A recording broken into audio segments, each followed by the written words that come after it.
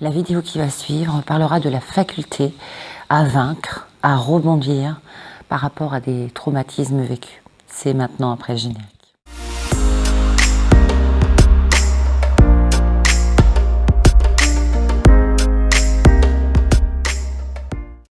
Bonjour chères belles à mon éveil. Alors j'ai tardé à faire dernièrement une vidéo parce qu'il nous arrivait encore une épreuve compliquée. Il y en a eu beaucoup ces derniers temps, ces derniers mois, ces dernières années.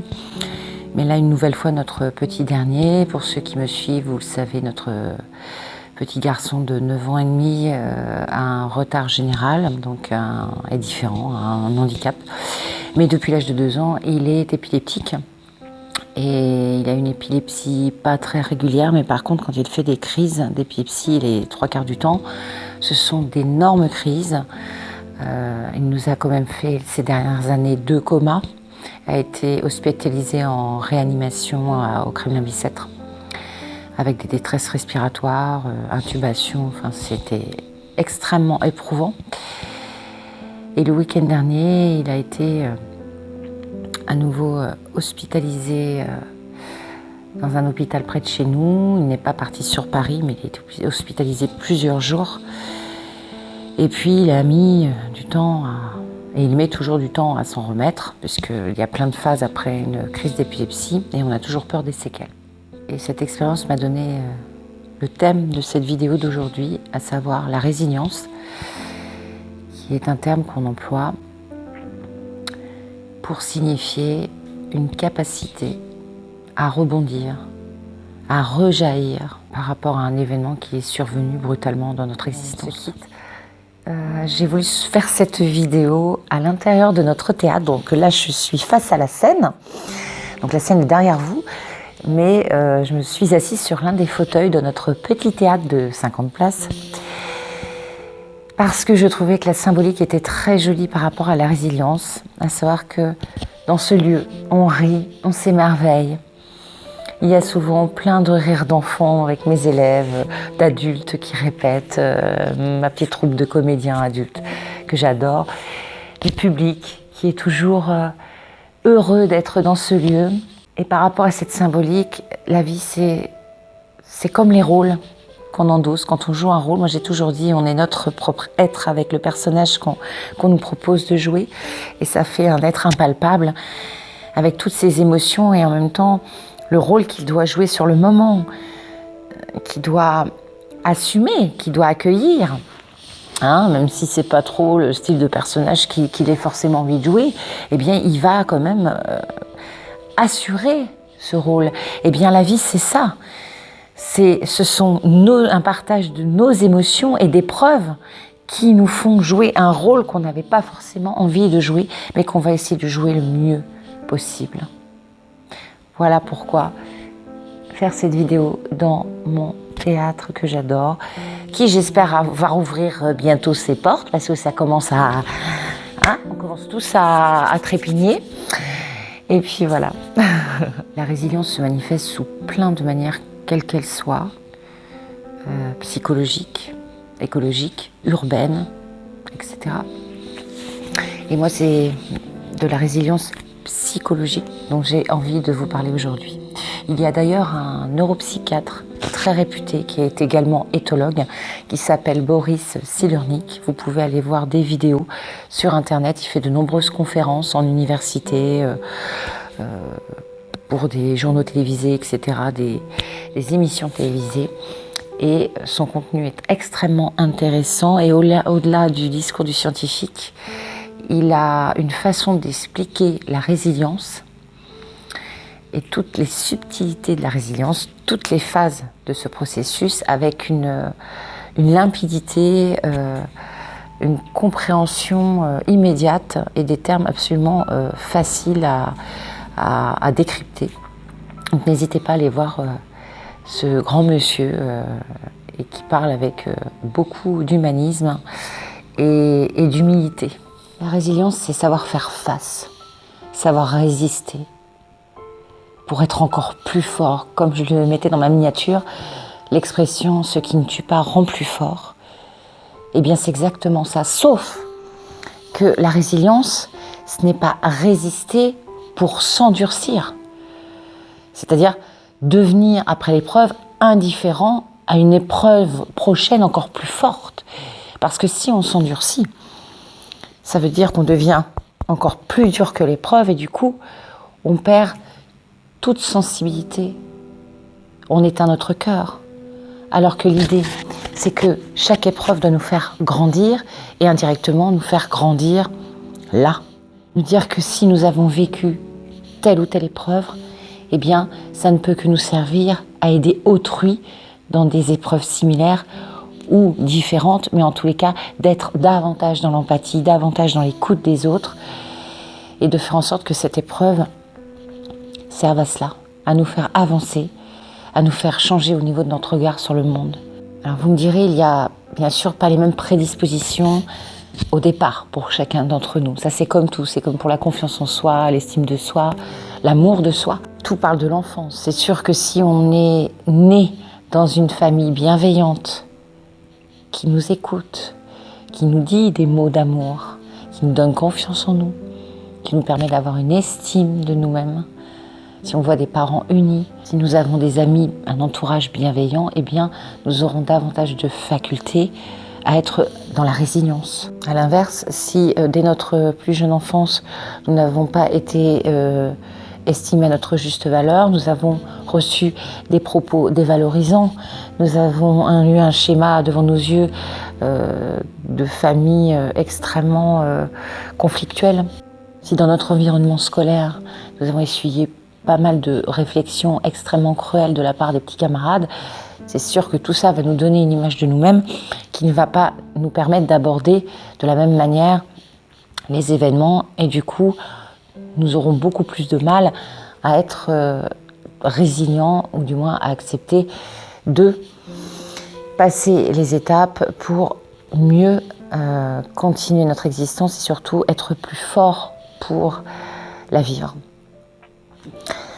Après, ce qui est fascinant par rapport à la résilience, c'est que même si nous n'avons pas eu les mêmes chances au départ, eh bien, la résilience est quelque chose d'insoupçonné, d'insoupçonnable, de surprenant, à savoir que quelquefois, on a l'impression que telle ou telle épreuve sera insurmontable pour nous, parce qu'il y a des moments où, même si on envisage de vivre un jour telle épreuve, on pense immédiatement qu'elle sera insurmontable. Et lorsque l'épreuve arrive, on se rend compte qu'on a une force intérieure inouïe, inespérée. On se demande même d'où elle vient. Et à notre ultime étonnement, on a réussi à la surmonter. Mais non seulement on l'a surmontée, mais on envisage d'aller plus loin, de construire davantage et de vivre tout simplement. De vivre. Personne qui n'a pas vécu de traumatisme ne peut pas imaginer son degré de résilience.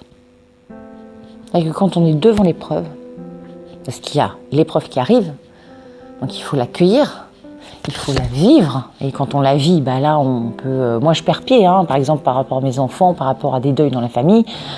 Voilà, il y a les phases de pleurs, il y a les phases de colère, de rage, elles sont légitimes.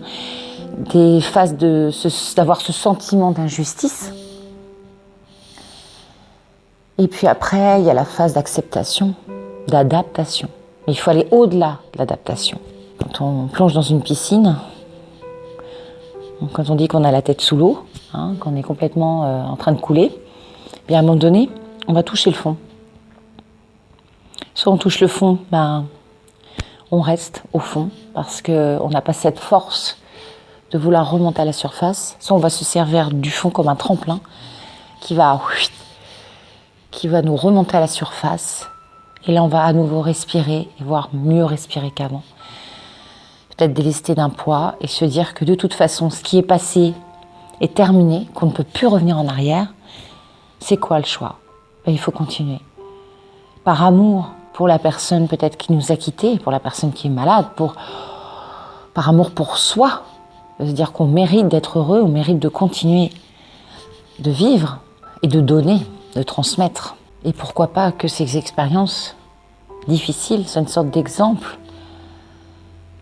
à véhiculer, dont on va parler autour de soi pour permettre aux gens de les surmonter également. Il faut être le porte-parole du malheur que l'on a vécu pour permettre aux gens de tenter de surmonter et d'espérer d'être heureux et de continuer à être en quête du bonheur, de bonheur. C'est ça le but de la vie.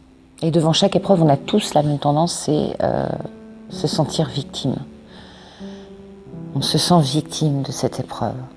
Pourquoi moi? On est maudit, on a ci, on a ça. Mais tout le monde, au moins une personne sur deux, a subi un traumatisme, quel qu'il soit, dans sa vie.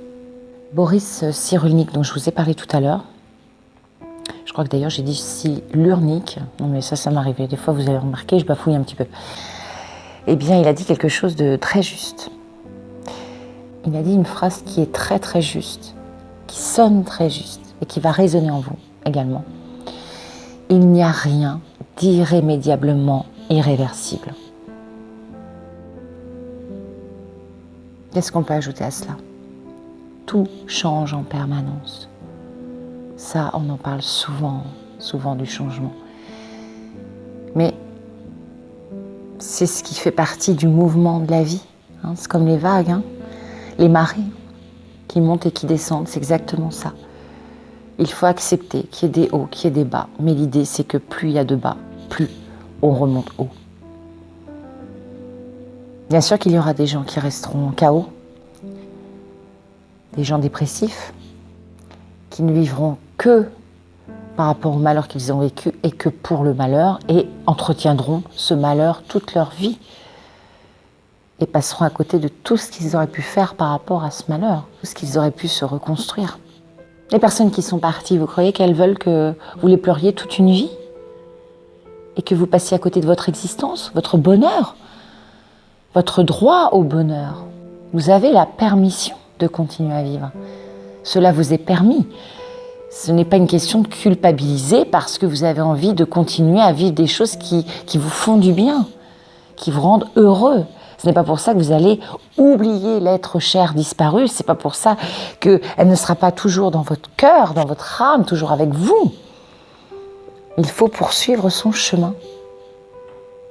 Même si les périodes au départ sont extrêmement compliquées, on suffoque, on a l'impression qu'on va mourir également. Puis à un moment donné, tout s'ouvre, il y a un nouveau souffle. Et c'est ça la résilience. Alors pour la petite anecdote, quand j'étais petite, j'avais qu'une appréhension, qu'une crainte dans la vie, c'était de perdre ma maman. Que ma maman décède prématurément. Et je m'étais même dit que si cela devait arriver, je la rejoindrais et je ne pourrais survivre à son décès. Il s'avère qu'entre-temps, depuis plusieurs années, je suis devenue maman de 2 petits garçons. Et j'ai perdu ma maman, enfin nous avons, ma sœur et moi, et le malheur, entre autres parce que nous avons perdu beaucoup d'êtres proches.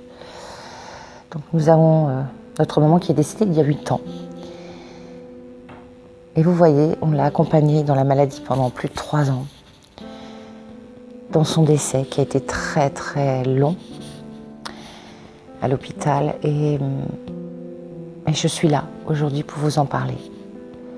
Et les mois qui ont succédé à son décès ont été durs, mais j'étais forte. Certes, je tenais pour mes enfants, pour les gens que j'aime, mais pas que. Je pense que la résilience, pour moi, elle est arrivée à ce moment-là. Je l'ai découverte à ce moment-là. Le jour où j'ai perdu l'un des êtres les plus chers à mon existence et que j'ai résisté et j'ai transformé cette souffrance en lien d'amour invisible mais indestructible. Et je suis toujours là et j'ai envie de réconforter les gens qui ont perdu des êtres chers. Ça fait partie de mes petites missions et c'est pourquoi j'ai créé cette chaîne également, parce que j'en parle souvent. Donc voilà pour cette anecdote, mais j'espère qu'elle vous aidera si vous êtes en train de vivre des moments comme ça de maladie, d'être proche, de perte de personnes que vous adoriez, qui faisaient partie intégrante de votre vie. Et sachez que voilà, ce qui ne tue pas rend plus fort et permet de transmettre à son tour par rapport aux expériences que l'on a vécues, de passer un message aux autres et de dire continuez de vivre pour vous, pour les autres, parce que c'est le but de cette existence. Si on s'arrête, on lâche le navire, on quitte le navire et c'est pas très courageux. Et puis surtout, sachez que vous aurez tellement d'autres belles expériences à vivre.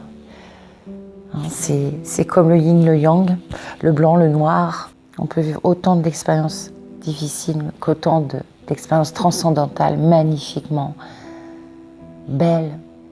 Donc je dédie cette vidéo à tous ceux qui sont en train de vivre, qui ont vécu des chocs émotionnels très forts dans leur vie, des traumatismes très difficiles à surmonter. Eh bien, soyez forts. On a tous cette force en nous. Moi, vous voyez, mon petit dernier, là, il est ressorti de la crise d'épilepsie, mais maintenant, il y a plein de phases qui se profilent. Elle est dans une période extrêmement hyperactive, avec des propos assez violents, des gestes assez violents. C'est pas facile tous les jours, mais on tient. Parce qu'on se dit que, voilà, on va avancer et qu'il y aura encore du changement et qu'il faut tenir. Et que tout acceptons les situations. N'hésitons pas à pleurer parce que ça fait du bien de se vider. Il faut arrêter de le bonheur, les pensées positives, je suis bien, tout va bien. Non, ça ne marche pas. Il faut s'en convaincre et dans ces moments-là, on n'a pas du tout envie de s'en convaincre. On est englué dans le moment présent. Mais se dire que, allez, vous pouvez quand même positiver, se dire que on a le droit de perdre pied, on a le droit de crier, d'hurler, de pleurer, tout ce qu'on veut, si ça permet d'être salvateur pour pouvoir se délester de plein de souffrances comme ça qui nous envahit et puis continuer de marcher et de gravir les marches de notre chemin de vie. Sur ces paroles, je vous embrasse de tout mon cœur. Portez-vous bien, prenez soin de vous et à très vite pour une prochaine vidéo. Je vous aime très fort.